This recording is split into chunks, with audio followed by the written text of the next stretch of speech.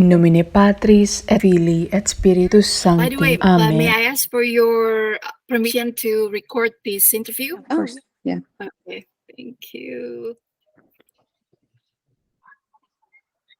All right, as I said before, this is probably like a brand new topic for my channel, and maybe you can explain to the audience, to my viewers and subscribers here, what is it an abortion and why we should fight this battle? Why is it wrong?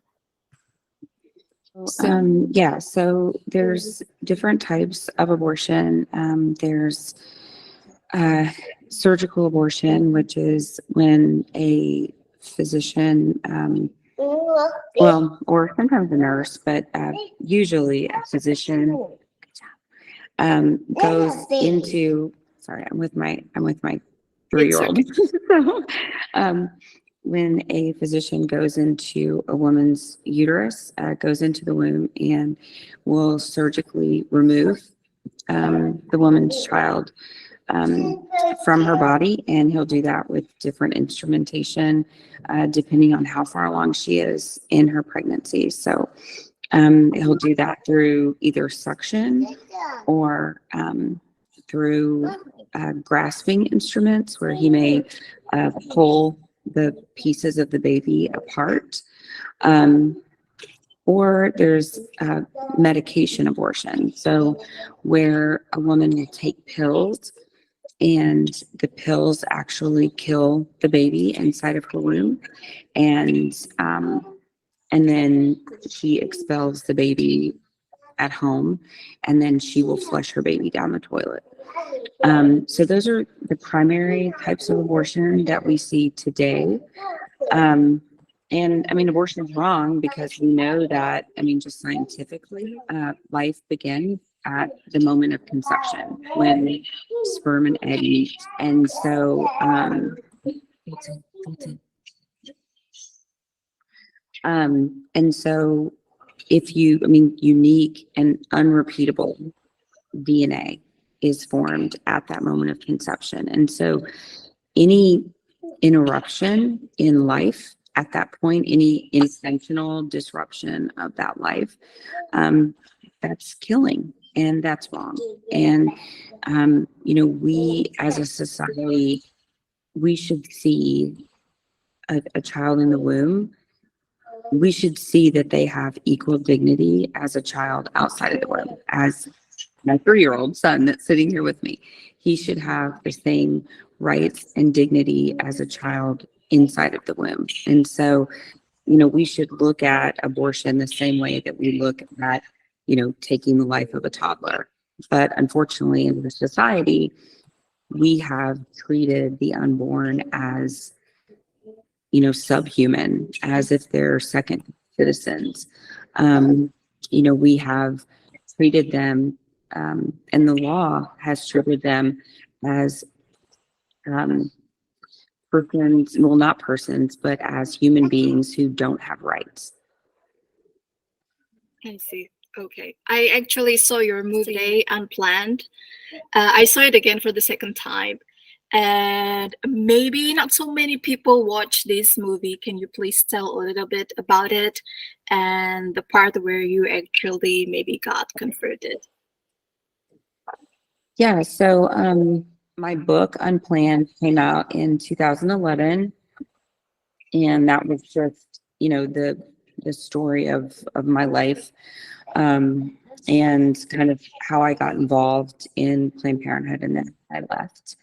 And then in 2019, a film was created that kind of went through my book and told my story in a film.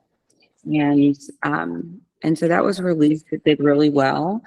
And, we show what I saw on that ultrasound guided abortion. And so, we show what takes place to a 13-week-old baby in the womb. And you see, very graphically, a baby, fighting for its life against these abortion instruments that are meant to take its life. And, I think that that's important for people to see, whether they're, pro-life or pro-choice, but particularly if they are a person who says they're pro-choice, they need to understand what they are actually supporting. So, if you're, for abortion, then go watch an abortion, right? If you're for abortion, then go look at what you're actually supporting. Okay. What would you say to those people who often say "my body, my choice"? Can you please elaborate a little bit to combat this argument? Mm-hmm. Yeah, so I mean that's really kind of a silly argument, because we know that that a woman has a very distinct body, and the baby inside of her body is a separate human being, and it's a separate body. When a woman is pregnant, she doesn't have 20 fingers and she doesn't have 20 toes, right? Because the baby's body is a separate human body inside of her body. And so I think that we live in a society where people don't want to accept responsibility for their actions. And so, and that really came as kind of a result of the 60s, of, the sexual revolution, where everybody just wanted to have, really consequence-free, sex, and sort of this sexual freedom where we just want to have casual sex with everybody we can, and we don't want to have any consequences. But unfortunately, or rather fortunately, that's just not the way that sex is meant to be. Sex is meant to be a gift, and it's meant to be done in the in the confines of marriage, and between, a husband and a wife. And when you keep it that way, then you don't have to worry about, unintended pregnancies and unwanted pregnancies, by and large, if it's a holy and godly marriage. And so, we know that, over 85% of abortions are taking place on unmarried single women. And so, I think the solution to the abortion problem is really, it's chastity. It's, it's marriage. It's, only engaging in activities that create babies whenever you are in a committed marriage. Yes. So, yeah, okay. Let's move to the next question. When you find people publicly and they are proudly admitting that their decision to be pro-choice is the best decision for themselves, and sometimes you find people talk with like uncontrollable emotions. They get mad easily. They cannot control themselves and they scream at you, or maybe they try to like speak like rudely to you. How do you face these kind of people out there? So, How do you stay patient? yeah. So, about 1 in 3 women in our society have had abortions. And so, that means 1 in 3 men have, experienced abortion in some way. And so I find that we are living in, a very wounded society. And I think a lot of times these people that become very angry, these people who are screaming at us, or, whatever, I think a lot of times it's hurt. It's that their soul, their hearts are actually very hurt, but the hurt is so deep, it comes out as anger. And I think they don't even understand that I don't think they understand that their soul is actually damaged from the abortion that they've had, or from the abortion that they've experienced. But abortion is the most unnatural thing a woman will ever do in her life. to take the life of your own child is the most unnatural thing that a woman would ever do. And so I think in a lot of ways, these women that lash out, these are women who have had abortions and they're just so hurt, but it comes out as anger and they don't even know the difference. Yeah. And so when I'm encountered, with them, when I have these encounters, I just try to remember that. I try to remember that we are living in a very broken society, a very wounded society. And I pray for them. I pray during that encounter that I'm having with them.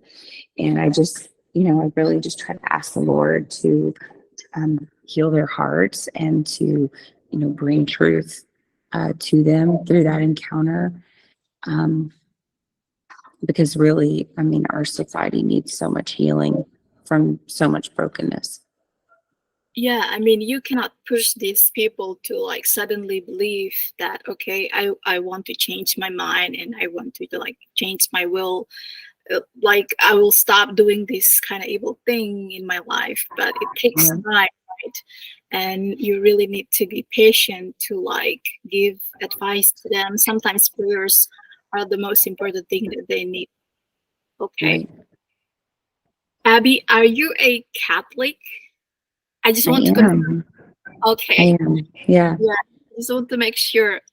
Could you please tell a story about your conversion to the Catholic faith? Yeah. It's kind of a long story, but basically, when I left Planned Parenthood, we were just kind of searching. My husband and I were kind of searching. Like what did we believe in? Where did we belong? And we were introduced to the Catholic Church by some of our new pro-life friends, and we went to mass one day, and we just felt a peace there, I think, that we had never felt before, and we didn't understand it. We didn't know what that was. We didn't understand the peace that we felt there, but we wanted to find out more about it. And so we ended up going to RCIA, and the more we learned, the more we realized that it was truth, that what we were learning was truth, real truth. And we wanted to be a part of it. And so we ended up joining the church June of 2012. I mean, sorry, Easter Vigil of 2012, not June. Easter Vigil of 2012. Okay, yeah, I saw this part where you collected like so many miraculous medals. Can you please tell Yeah. how many Yeah. medals did you get from? I don't even know. It was hundreds of medals. So I think that during my time at the clinic, there was always kind of this, I don't know, I always kind of had this, I was always drawn to Mother Mary, and like I had pictures of her in my home, even while I worked at the clinic. And I don't know, I was just always kind of drawn to her my whole life. And I grew up Protestant, so I remember always wanting to like talk about her, and I remember like asking questions about her, and it was just kind of like, oh well, we don't do Bible studies about Mary, or we don't talk about her, which was strange to me because we talked about all these other women in the Bible. We talked about Sarah and Deborah and Ruth and all these other strong women, but we never talked about Mary. So I just thought that was kind of weird. But so when I was at the clinic, there would be people praying outside of our clinic, and they would take these miraculous medals, which I didn't know what they were at the time, but they would take these medals and they would put them in our flower beds.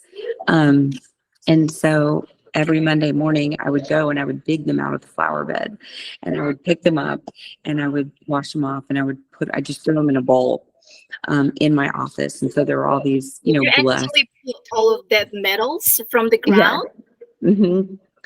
Wow. And I would wash them off, and I didn't know what they were, but I just thought, well, it looks like a piece of jewelry, so I'm not going to throw it in the trash. So I would pick them up and I would just throw them in a plastic bowl. that was in my office inside the abortion clinic. So I had all these blessed, miraculous medals inside of my office in the abortion clinic.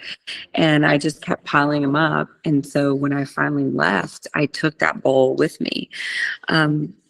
And there's, hundreds and hundreds and hundreds of them. And so now when I go and pray outside of a clinic, I always take some with me and I put them in the ground in front of the clinic. So I go and pray. Amazing story. Thank you so much for telling us. By the way, we have questions from subscribers and viewers. The first question is, what approach is the most effective in changing the mindset? You might consider like what's the best argument, like the best pro-choice argument?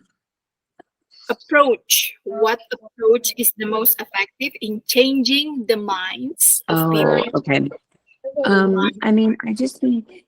I think just being authentic.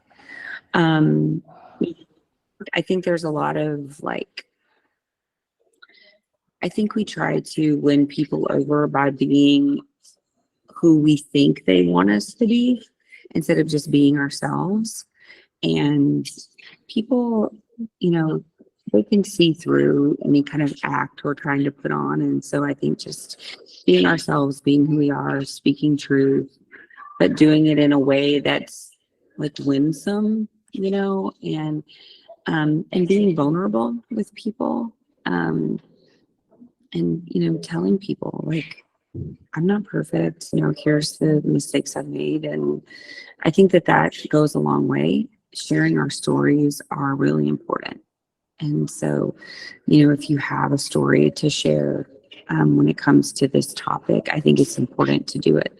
I think it does make a difference in the lives of people who are on the other side of this debate. I see. Okay, the next question is, how can you not get tired of speaking about this topic like pro-life movement and helping people to understand that you need to get out from these evil things that you do, that people do? You have to stop working there, for example. Mhm. Well, yeah, I saw it from one of your videos on internet that you actually help people to get out from the abortion clinics and find a job for those people who are who need a job. So Right. how can you stay motivated, because it's been a very long time for you to. Yeah. So it's not that I don't get tired. It's not that I don't, I do get tired, and it's a hard battle, that we're fighting. So it's not that I don't get tired. I do. But I think that's why it's really important to be grounded in the Lord. I think that's why, just, even as a Catholic, that's been, my Catholic faith has been really important. So staying grounded in the sacraments, receiving the sacraments as often as I can, spending time with, our Lord in adoration, just, spending time in silence and just listening to God. And then, taking a break if I need to, right? So, being with my family, going on vacation, turning my phone off, and just shutting out the world, shutting out the news, shutting out social media. That is important, and doing that when I need to. I'm not afraid to do things like that. And so I think that we do have to, yes, this is an important topic, and yes, we have to do it. Yes, we have to fight for this, but we also have to take care of ourselves, and we have to take care of our own souls, and we can't get lost. We can't lose ourselves, and we can't lose our own soul fighting this fight, because it is hard. And so we do have to be careful. I see. Okay, tell us about your new book and your upcoming movie, Unthinkable. Yeah, so my new book is called Fierce Mercy. That came out in March this year. And it's a great book. It's kind of like the second part to Unplanned, I guess. kind of talks about my ministry and the things I do now. And so, yeah, it talks about just kind of how we can show mercy in these really difficult times that we're living in now, where sometimes it's hard to show mercy to people, but we live in a very polarized world, a very divided society. And so I think it's a great read. It's really good for anybody, even if you're not like super in the pro-life movement. I think it's good for any, any Christian, especially if you have people in your life that are maybe on the other side of these debates. I think it's a really good read. But it just kind of shows like just how I've balanced ministry and motherhood and being a wife and my faith and all of that. So that's the new book. And then my documentary film, Unthinkable, is coming out in hopefully September. And it really is highlighting all of the horrors that our former abortion workers have seen inside of the abortion industry. So it is going to be an expose, tell-all film. And people can find out more about that at unthinkable.com. We cannot wait to watch that movie. Thank you. I'm excited. It's going to be really good. I'm excited too. By the way, this is probably the last question because Christina said that I only have 20 minutes. Okay. Yeah. I watched your movie yesterday and I found out that the donors of these Planned Parenthood clinics all over the United States, or maybe, I don't know, around the world, they're actually billionaires. And how did you remove the fear of being the target of like strong people?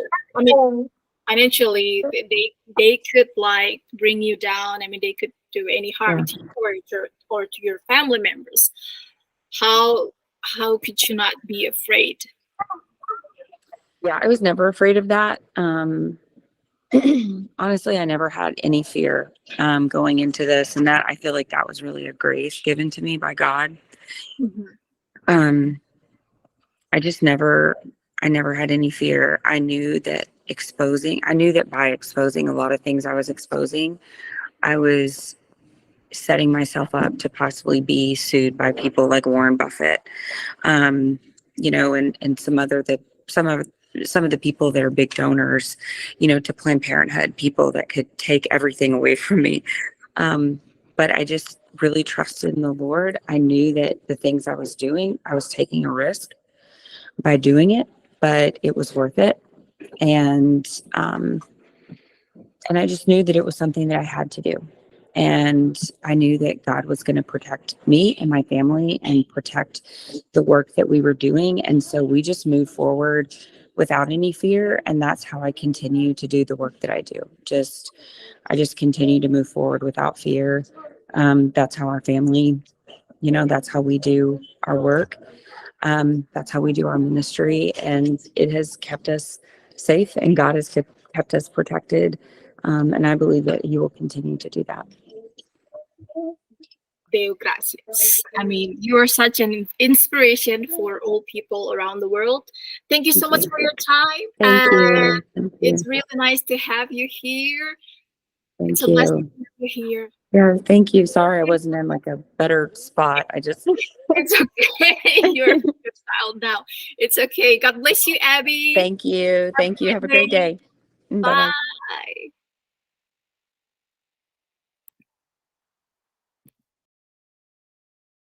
In nomine Patris et Filii et Spiritus Sancti.